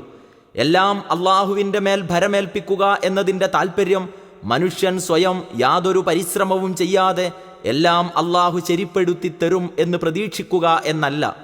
ലക്ഷ്യപ്രാപ്തിക്കു വേണ്ടി തന്നാൽ കഴിയുന്നതെല്ലാം ചെയ്യുക. തൻ്റെ കഴിവിനതീതമായ സഹായത്തിനും അനുഗ്രഹത്തിനും അള്ളാഹുവെ ആശ്രയിക്കുക എന്നതാണ് തവക്കുലിൻ്റെ ശരിയായ രൂപം. അധ്യായം 12 സൂറത്തു യൂസുഫ്. ഈ സൂറത്തിൽ പ്രധാനമായി പരാമർശിക്കുന്നത് യൂസുഫ് നബി അലൈഹിസ്സലാമയുടെ ചരിത്രമാണ്. മറ്റു പല പ്രവാചകന്മാരുടെയും പ്രബോധനത്തെയും അവരുടെ നാട്ടുകാരുടെ പ്രതികരണത്തെയും സംബന്ധിച്ചാണ് വിവിധ സൂറത്തുകളിൽ പ്രതിപാദിച്ചിട്ടുള്ളത്. എന്നാൽ യൂസുഫ് നബി അലൈഹിസ്സലാമയുടെ പ്രബോധനത്തെക്കാൾ ഉപരിയായി അദ്ദേഹത്തിൻ്റെ ജീവിതത്തിൽ നേരിട്ട പരീക്ഷണങ്ങളെയും അള്ളാഹു അദ്ദേഹത്തിന് നൽകിയ പ്രത്യേക അനുഗ്രഹങ്ങളെയും സംബന്ധിച്ചാണ് ഈ സൂറത്തിൽ വിവരിച്ചിട്ടുള്ളത്. അദ്ദേഹത്തിൻ്റെ ചരിത്രം ഈ സൂറത്തിൽ മാത്രമേ വിവരിച്ചിട്ടുള്ളൂ. ഈ ചരിത്രത്തിൽ സത്യവിശ്വാസികൾക്ക് ഒട്ടേറെ ഗുണപാഠങ്ങളുണ്ട്. അള്ളാഹുവിൻ്റെ പരീക്ഷയുടെ വഴികൾ അവൻ്റെ കാരുണ്യത്തിൻ്റെ വഴികൾ കൂടിയാണെന്നും പരീക്ഷകളിൽ പതറാതെ വിശ്വാസവും ധർമ്മനിഷ്ഠയും മുറുകെ പിടിച്ച് മുന്നോട്ട് നീങ്ങുന്നവർക്ക് അത്ഭുതകരമായ നിലയിൽ അവൻ്റെ അപാരമായ അനുഗ്രഹങ്ങൾ കൈവരുമെന്നും ഈ ചരിത്രം നമ്മെ ബോധ്യപ്പെടുത്തുന്നു. ബിസ്മില്ലാഹിർ റഹ്മാനിർ റഹീം. പരമകാരുണ്യകനും കരുണാനിധിയുമായ അള്ളാഹുവിൻ്റെ നാമത്തിൽ. അലിഫ് ലാം റാ. തിൽക ആയാതുൽ കിതാബിൽ മുബീൻ. അലിഫ് ലാം റാ. സ്പഷ്ടമായ വേദഗ്രന്ഥത്തിലെ വചനങ്ങളാകുന്നു അവ. ഇന്നാ അൻസൽനാഹു ഖുർആനൻ അറബിയ്യൻ ലഅല്ലകും തഅഖിലൂൻ.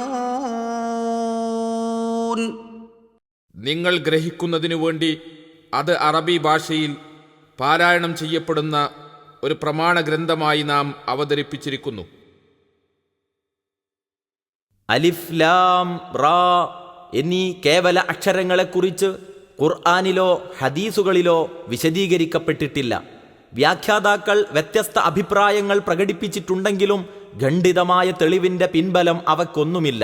മുഹമ്മദ് നബി സല്ലല്ലാഹു അലൈഹി വസല്ലമ നിയോഗിക്കപ്പെട്ടത് ലോകാവസാനം വരെയുള്ള എല്ലാ ജനവിഭാഗങ്ങളിലേക്കും ദൈവദൂതനായിട്ടാണ്. എങ്കിലും അദ്ദേഹം ജനിച്ചു വളർന്നതും പ്രബോധനം നിർവഹിച്ചതും അറബികൾക്കിടയിലാണല്ലോ. അതിനാൽ അദ്ദേഹം മുഖേന അവതരിപ്പിക്കപ്പെട്ട വേദഗ്രന്ഥം അറബി ഭാഷയിലായത് സ്വാഭാവികമാകുന്നു. അറബി ഒരു വികസിത ഭാഷയാണെന്നതിനു പുറമെ പല സവിശേഷതകളുമുള്ളതുമാണ്. വിശുദ്ധ ഖുർആൻ അവതരിച്ച അറബി ഭാഷ 14 നൂറ്റാണ്ടുകൾക്ക് ശേഷവും ജനകോടികളുടെ ജീവൽ ഭാഷയായി തുടരുന്നു. യാതൊരു ദൈവദൂതനെയും തൻ്റെ ജനതയ്ക്ക് കാര്യങ്ങൾ വിശദീകരിച്ചു കൊടുക്കുന്നതിനു വേണ്ടി അവരുടെ ഭാഷയിൽ സന്ദേശം നൽകിക്കൊണ്ടല്ലാതെ നാം നിയോഗിച്ചിട്ടില്ല എന്ന് സൂറത്തു ഇബ്രാഹിമിലെ 4-ാം വചനത്തിൽ കാണാം. പാരായണം എന്നും പാരായണ ഗ്രന്ഥം എന്നും അർത്ഥമുണ്ട് ഖുർആൻ എന്ന പദത്തിന്. അവസാന വേദഗ്രന്ഥത്തിൻ്റെ പേര് എന്ന നിലയിൽ പ്രയോഗിക്കുമ്പോൾ അൽ എന്ന പ്രത്യയം ചേർത്ത് അൽ ഖുർആൻ എന്നു പറയുന്നു. نحن نقص عليك أحسن القصص بما أوحينا إليك هذا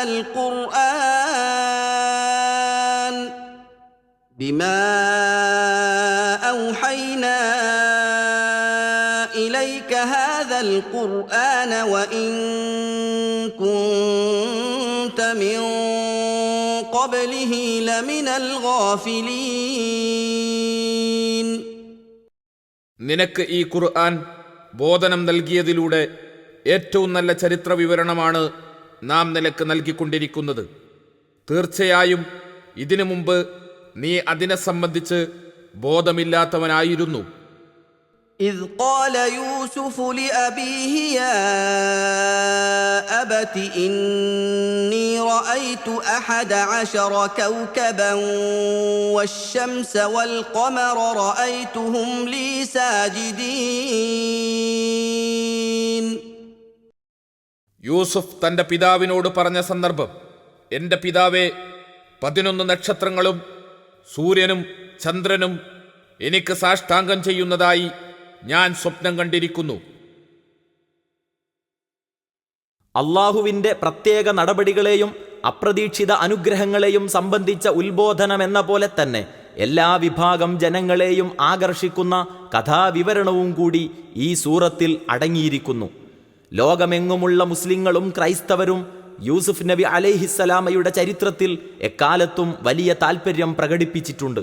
ഈ സൂറ അവതരിക്കുന്നതിന് മുമ്പ് നബി സല്ലല്ലാഹു അലൈഹി വസല്ലമക്ക് ഈ ചരിത്രം തീർത്തും അജ്ഞാതമായിരുന്നു. ബൈബിളിൽ ഈ ചരിത്രം നീട്ടിപ്പരത്തി വിരസമായി വിവരിച്ചിട്ടുണ്ടെങ്കിലും ഒരു ബൈബിൾ പണ്ഡിതനു പോലും ആവിഷ്കരിക്കാൻ സാധിക്കാത്ത വിധത്തിൽ ഏറ്റവും പ്രസക്തമായ കാര്യങ്ങൾ മാത്രം ഹൃദയാവർജകമാം വിധം കോർത്തിണക്കിയാണ് ഖുർആനിൽ അവതരിപ്പിച്ചിട്ടുള്ളത്. താരതമ്യ പഠനം നടത്തുന്നവർക്ക് ഇത് തികച്ചും വ്യക്തമാകും. അതേസമയം ഖുർആനിൽ അവതരിപ്പിച്ച കഥാംശത്തിന്റെ സത്യതയ്ക്ക് ബൈബിൾ സാക്ഷ്യം വഹിക്കുകയും ചെയ്യുന്നു. ഖുർആനിന്റെ അമാനുഷികതയ്ക്കും മുഹമ്മദ് നബി സല്ലല്ലാഹു അലൈഹി വസല്ലമയുടെ പ്രവാചകത്വത്തിനും ഇത് വ്യക്തമായ തെളിവാകുന്നു. ഇബ്രാഹിം നബി അലൈഹിസ്സലാമയുടെ പുത്രൻ ഇസ്ഹാഖ് നബി അലൈഹിസ്സലാമയുടെ പുത്രനായ യഅ്കൂബ് നബി അലൈഹിസ്സലാമയാണ് യൂസുഫ് നബി അലൈഹിസ്സലാമയുടെ പിതാവ്. യഅ്കൂബ് നബി അലൈഹിസ്സലാമക്ക് ഇസ്രായേൽ എന്നും പേരുണ്ടായിരുന്നു. കൻആൻ ദേശത്താണ് യഅ്കൂബ് കുടുംബം താമസിച്ചിരുന്നത്. ഇസ്രായേൽ രാഷ്ട്രം നിലവിൽ വരുന്നതിന് മുമ്പുണ്ടായിരുന്ന അവിഭക്ത ഫലസ്തീനിൽ ഉൾപ്പെട്ടതത്രേ കൻആൻ ദേശം. യൂസുഫ് കേവലം ഒരു ബാലനായിരിക്കുമ്പോഴാണ് സൂര്യചന്ദ്ര നക്ഷത്രാദികൾ തനിക്കു മുമ്പിൽ സാഷ്ടാംഗം ചെയ്യുന്നതായി സ്വപ്നദർശനമുണ്ടായത്. യൂസുഫ് അലൈഹിസ്സലാമിന്റെ 11 സഹോദരന്മാരും മാതാപിതാക്കളും പിൽക്കാലത്ത് അദ്ദേഹത്തിന്റെ മുമ്പിൽ തലകുനിക്കേണ്ടി വരുമെന്നായിരുന്നു ആ സ്വപ്നത്തിന്റെ പൊരുൾ. ബഹുമാന പ്രകടനത്തിന്റെ ഭാഗമായി തലകുനിക്കലും കുമ്പിടലും മുട്ടുകുത്തലുമൊക്കെ അക്കാലത്ത് പതിവുണ്ടായിരുന്നു. ഇത്തരം ഉപചാരങ്ങൾക്കും സുജൂദ് എന്ന് പറയപ്പെടാറുണ്ട്. قال يا بني لا تقصص رؤياك على إخوتك فيكيدوا لك كيدا إن الشيطان للإنسان عدو مبين.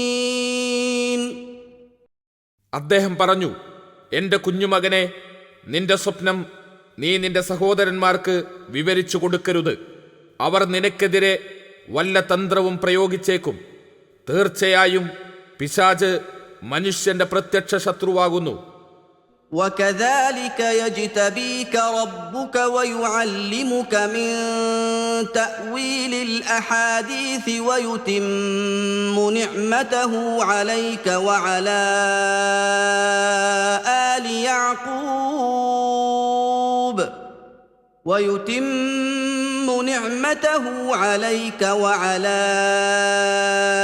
آل يعقوب كما أتمها على أبويك من قبل إبراهيم وإسحاق إن ربك عليم حكيم. അപ്രകാരം നിന്റെ രക്ഷിതാവ് നിന്നെ തെരഞ്ഞെടുക്കുകയും സ്വപ്നവാർത്തകളുടെ വ്യാഖ്യാനത്തിൽ നിന്ന് നിനക്കവൻ പഠിപ്പിച്ചു തരികയും നിന്റെ മേലും യാക്കൂബ് കുടുംബത്തിന്റെ മേലും അവന്റെ അനുഗ്രഹങ്ങൾ അവൻ നിറവേറ്റുകയും ചെയ്യുന്നതാണ്. മുമ്പ് നിന്റെ 2 പിതാക്കളായ ഇബ്രാഹീമിന്റെയും ഇസ്ഹാക്കിന്റെയും കാര്യത്തിൽ അതവൻ നിറവേറ്റിയതുപോലെ തന്നെ. തീർച്ചയായും നിന്റെ രക്ഷിതാവ് സർവജ്ഞനും യുക്തിമാനുമാകുന്നു. യഅ്കൂബ് നബി അലൈഹിസ്സലാമയുടെ 12 മക്കളിൽ അവസാനത്തെ 2 പേരായിരുന്നു യൂസുഫും ബിൻയാമീനും. ഇവർ ഇരുവരും ഒരു മാതാവിന് ജനിച്ചവരായിരുന്നു. ഇവരോട് പിതാവിന് കൂടുതൽ സ്നേഹമുണ്ടായിരുന്നുവെന്നും അതിനാൽ ജ്യേഷ്ഠന്മാർക്ക് ഇവരോട് അനിഷ്ടം തോന്നിയിരുന്നുവെന്നും ഖുർആൻ വ്യാഖ്യാതാക്കൾ വ്യക്തമാക്കിയിട്ടുണ്ട്. യൂസുഫ് അലൈഹിസ്സലാം കണ്ട സ്വപ്നത്തെ സംബന്ധിച്ച് ജ്യേഷ്ഠന്മാർ അറിഞ്ഞാൽ അവർക്ക് അവനോട് അസൂയ തോന്നിയേക്കുമെന്നും അവനെതിരിൽ അവർ വല്ല കുതന്ത്രവും പ്രയോഗിച്ചേക്കുമെന്നും യഅ്കൂബ് നബി അലൈഹിസ്സലാം ഭയപ്പെട്ടു. അതുകൊണ്ടാണ് വിവരം അവരെ അറിയിക്കരുതെന്ന് അദ്ദേഹം ഉപദേശിച്ചത്. പിശാച് മനുഷ്യരുടെ പ്രത്യക്ഷ ശത്രുവായതിനാൽ ഏത് സാഹചര്യവും അവരെ ആശയക്കുഴപ്പത്തിൽ അകപ്പെടുത്താനും പിഴപ്പിക്കാനും അവൻ ഉപയോഗപ്പെടുത്തുമെന്ന് അദ്ദേഹം ഓർമ്മിപ്പിക്കുകയും ചെയ്തു. തുടർന്ന് യൂസുഫ് കണ്ട സ്വപ്നത്തിന്റെ ഒരു സാമാന്യ വ്യാഖ്യാനം ആ വന്യപിതാവ് അറിയിച്ചു കൊടുത്തു. മകനെ, നിന്റെ രക്ഷിതാവ് ഉന്നത പദവികൾ നൽകി നിന്നെ ഉത്കൃഷ്ടനാക്കുകയും സ്വപ്നവാർത്തകളുടെ വ്യാഖ്യാനം ഉൾപ്പെടെ ധാരാളം അറിവുകൾ നിനക്ക് നൽകുകയും നിന്റെ പിതാമഹന്മാരായ ഇബ്രാഹിം അലൈഹിസ്സലാമിനും ഇസ്ഹാഖ് അലൈഹിസ്സലാമിനും പ്രവാചകത്വവും നേതൃത്വവും മറ്റു അനുഗ്രഹങ്ങളും നൽകിയതുപോലെ നിനക്കും നിന്റെ പിതൃകുടുംബത്തിനും ധാരാളം അനുഗ്രഹങ്ങൾ നൽകുകയും ചെയ്യുന്നതാണ്. നിന്റെ രക്ഷിതാവ് എല്ലാം അറിയുന്നവനും എല്ലാം യുക്തിപൂർവം കൈകാര്യം ചെയ്യുന്നവനുമാകുന്നു. റസൂൽ സല്ലല്ലാഹു അലൈഹി വസല്ലമ ഇപ്രകാരം പറഞ്ഞതായി അബൂ ഖതാദയിൽ നിന്ന് ബുഖാരിയും മുസ്ലിമും ഉദ്ധരിച്ചിരിക്കുന്നു. നല്ല സ്വപ്നം അള്ളാഹുവിൽ നിന്നുള്ളതാകുന്നു, ദുസ്വപ്നം പിശാചിൽ നിന്നുള്ളതാകുന്നു. നിങ്ങൾ ആരെങ്കിലും പ്രിയങ്കരമായ സ്വപ്നം കണ്ടാൽ ഇഷ്ടപ്പെട്ട ആളുകളോടല്ലാതെ അതിനെക്കുറിച്ചു സംസാരിക്കരുത്. അനിഷ്ടകരമായ സ്വപ്നം ആരെങ്കിലും കണ്ടാൽ അതിൻ്റെ ദോഷത്തിൽ നിന്നും പിശാചിൻ്റെ ദോഷത്തിൽ നിന്നും അവൻ അള്ളാഹുവിനോട് രക്ഷ തേടിക്കൊള്ളട്ടെ. 3 പ്രാവശ്യം അവൻ തുപ്പുകയും ചെയ്യട്ടെ. അതിനെ സംബന്ധിച്ച് ആരോടും പറയരുത്. എന്നാൽ അതുകൊണ്ട് അവന് യാതൊരു ദോഷവും ബാധിക്കുകയില്ല. لقد كان في يوسف وإخوته آيات للسائلين.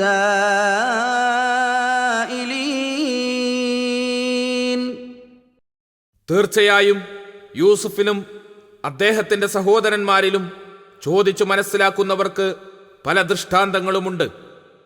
إذ قالوا ليوسف وأخوه أحب إلى أبينا منا ونحن عصبة إن أبانا لفي ضلال مبين اقتلوا يوسف أو اطرحوه أرضا يخل لكم وجه أبيكم وتكونوا من بعده قوما صالحين. യൂസുഫും അവന്റെ സഹോദരനുമാണ് നമ്മുടെ പിതാവിന് നമ്മേക്കാൾ ഇഷ്ടപ്പെട്ടവർ. നമ്മളാകട്ടെ ഒരു പ്രബലമായ സംഘമാണുതാനും. തീർച്ചയായും നമ്മുടെ പിതാവ് വ്യക്തമായ വഴിവിഴവിൽ തന്നെയാണ്. നിങ്ങൾ യൂസുഫിനെ കൊന്നുകളയുക, അല്ലെങ്കിൽ വല്ല ഭൂപ്രദേശത്തും അവനെ കൊണ്ടുപോയി ഇട്ടേക്കുക. എങ്കിൽ നിങ്ങളുടെ പിതാവിൻ്റെ മുഖം നിങ്ങൾക്കൊഴിഞ്ഞു കിട്ടും. അതിനുശേഷം നിങ്ങൾക്ക് നല്ല ആളുകളായി കഴിയുകയും ചെയ്യാം എന്നവർ അന്യോന്യം പറഞ്ഞ സന്ദർഭം. قال قائل منهم لا تقتلوا يوسف وألقوه في غيابة الجب يلتقطه بعض السيارة إن كنتم فاعلين. അവരിൽ നിന്ന് ഒരു വക്താവ് പറഞ്ഞു, നിങ്ങൾ യൂസുഫിനെ കൊല്ലരുത്. നിങ്ങൾക്ക് വല്ലതും ചെയ്യണമെന്നുണ്ടെങ്കിൽ അവനെ കിണറ്റിൻ്റെ അടിയിലേക്ക് ഇട്ടേക്കുക. ഏതെങ്കിലും യാത്രാസംഘം അവനെ കണ്ടെടുത്തുകൊള്ളും. അസൂയ, വൈരാഗ്യം മുതലായ ദുസ്വഭാവങ്ങൾ മൂലമുണ്ടാകുന്ന ദുരന്തങ്ങളും നിഷ്കളങ്കത, ക്ഷമ മുതലായ സൽഗുണങ്ങൾ മൂലമുണ്ടാകുന്ന നേട്ടങ്ങളും മനുഷ്യരുടെ ഗൂഢാലോചനകളെ പരാജയപ്പെടുത്തിക്കൊണ്ട് അള്ളാഹു തൻ്റെ ഇഷ്ടദാസന്മാർക്ക് നൽകുന്ന അനുഗ്രഹങ്ങളും മറ്റും സംബന്ധിച്ച ധാരാളം ദൃഷ്ടാന്തങ്ങൾ ജിജ്ഞാസുക്കൾക്ക് യൂസുഫ് നബി അലൈഹിസ്സലാമയുടെയും സഹോദരന്മാരുടെയും ചരിത്രത്തിൽ നിന്ന് ഗ്രഹിക്കാവുന്നതാണ്. യൂസുഫിൻ്റെ സഹോദരൻ എന്ന് അവർ പറഞ്ഞത് ഇളയ സഹോദരൻ ബിന്യാമിനെ കുറിച്ചാകുന്നു. അവരുടെ കൂടി സഹോദരനായിട്ടും അത് അവഗണിച്ചുകൊണ്ട് യൂസുഫിൻ്റെ സഹോദരൻ എന്ന് വിശേഷിപ്പിച്ചത് തന്നെ അവരുടെ അസൂയക്ക് വ്യക്തമായ തെളിവാകുന്നു.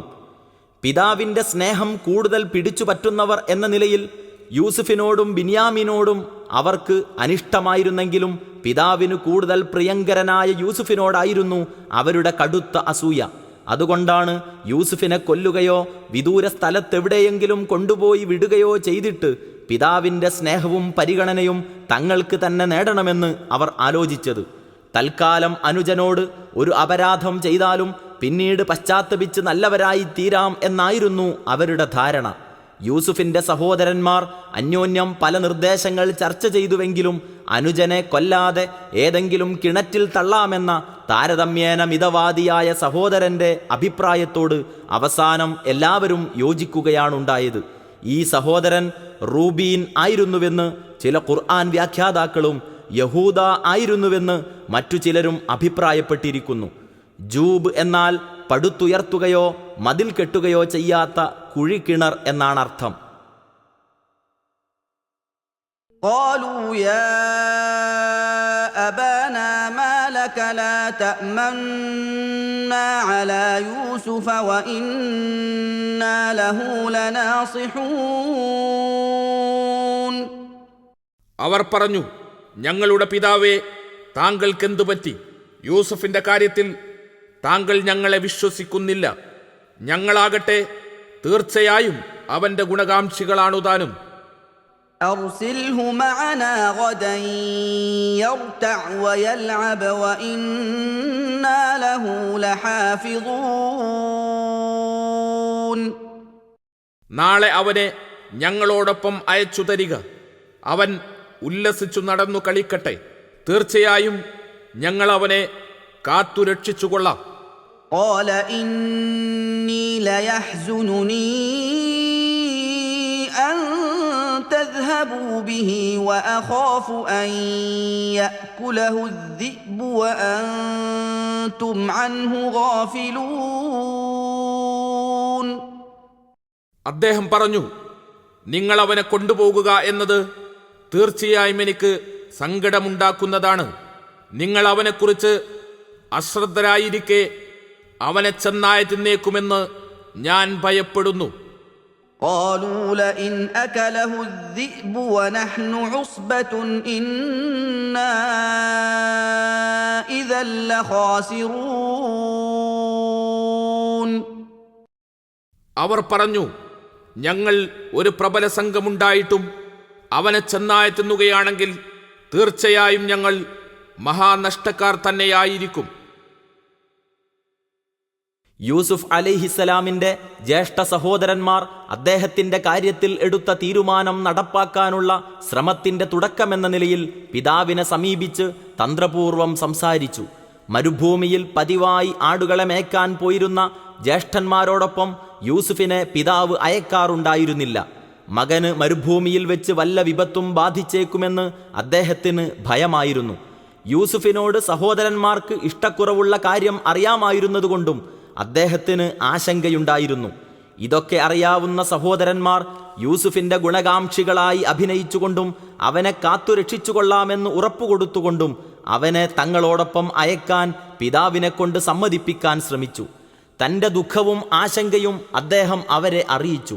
മരുഭൂമിയിൽ വെച്ച് യൂസുഫിനെ ചെന്നായ പിടിച്ചേക്കുമോ എന്ന് പിതാവ് ആശങ്ക പ്രകടിപ്പിച്ചത് അവനെ കിണറ്റിൽ എറിഞ്ഞതിനു ശേഷം അദ്ദേഹത്തിന്റെ അടുക്കൽ തിരിച്ചു ചെല്ലുമ്പോൾ ഒഴിവുകഴിവ് പറഞ്ഞു രക്ഷപ്പെടാൻ അവർക്ക് സഹായകമാവുകയുണ്ടായി.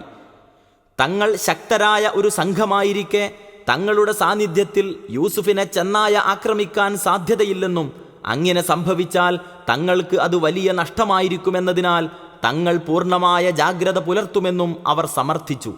തുടർന്ന് അവരുടെ വാക്കുകൾ മുഖവിലക്കെടുത്ത് യൂസുഫിനെ അവരോടൊപ്പം അയക്കാമെന്ന് യഅ്ഖൂബ് നബി അലൈഹിസ്സലാം സമ്മതിച്ചു.